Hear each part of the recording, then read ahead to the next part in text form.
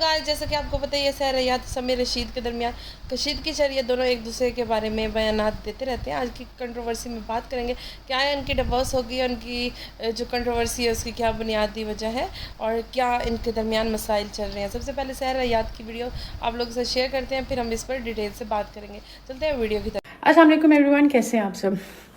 मैं आप लोगों से एक बात करना चाहती हूँ।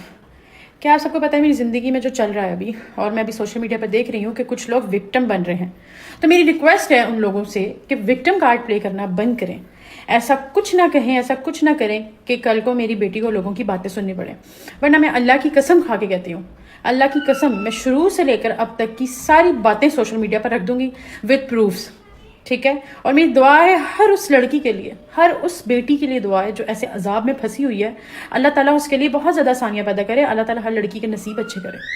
Thank you so much. ना सिर्फ सहर रयात समीर रशीद से अक्सर नजर आती है, बल्कि समीर रशीद ने भी बयान जारी किया जिनमें उन्होंने बताया है कि वो बहुत सारी चीज़ें बर्दाश्त करें सिर्फ अपनी बेटी के लिए। और आप लोग के साथ समीर रशीद की वीडियो शेयर करते हैं, बताया ये जाता है कि जो टिकटॉकर होती हैं वो अच्छा घर नहीं बना सकती। तो इस बात में कितनी सच्चाई है ये तो यही बता सकते हैं। तो चलते हैं समीर रशीद की वीडियो की तरफ।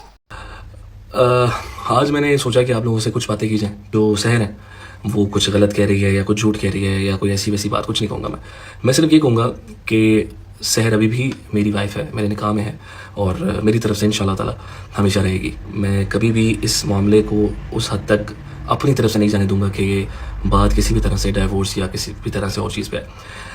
The way she said she is a single mother and stuff, ये किसी भी तरह से ऑफिशियली या लीगली नहीं हुआ। मैंने अपनी तरफ से 2,00,000% ट्राई कर लिया है कि रिश्ता बचे, इस रिश्ते को दोबारा से वैसे ही ठीक किया जाएगी। वो मैं तो शायद ऐसा लग रहा है कि फादर भी नहीं हूँ, क्योंकि मैंने 1 महीने से अपनी बेटी को देखा भी नहीं है। आप समझ रहे हैं, मैंने सिर्फ अगर आयरा को देखा है तो ये जो 1-2 व्लॉग्स आए हैं उनमें देखा आयरा को। मेरी बेटी बड़ी होगी, उससे बहुत सारा कुछ फेस करना पड़ेगा जो कि मैं नहीं चाहता, और सिर्फ यही एक वजह है जो मैं बहुत सारी चीज़ों के लिए खामोश हूँ।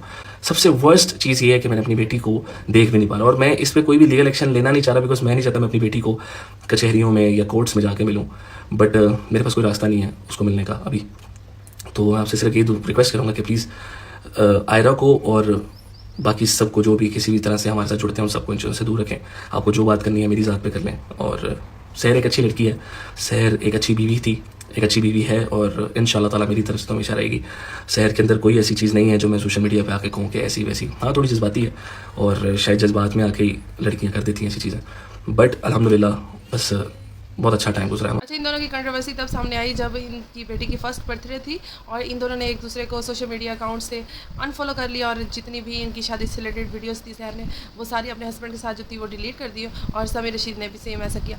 उसके बाद से इनके डिवोर्स की खबरें आ रही हैं। बताया जा रहा है कि इन दोनों की डिवोर्स की वजह अली भट्ट है। इस बात में कितनी सच्चाई है या नहीं है ये तो फिर आपको पता ही है, सोशल मीडिया पर बातें किस हद तक बढ़ जाती हैं। और एक मशहूर कपल है, मैं उनका नाम नहीं बताऊँगी, यूट्यूबर है, उन्होंने इस पर क्रिटिसाइज़ किया जो कि मुझे बिल्कुल भी पसंद नहीं आया। क्योंकि अगर आप हस्बैंड वाइफ हैं तो फिर आप किसी की पर्सनल लाइफ के बारे में बेहुदा बातें किस तरह से कर सकते हैं। I don't like. आप समझ तो गए होंगे मैं किसकी बात कर रही हूँ।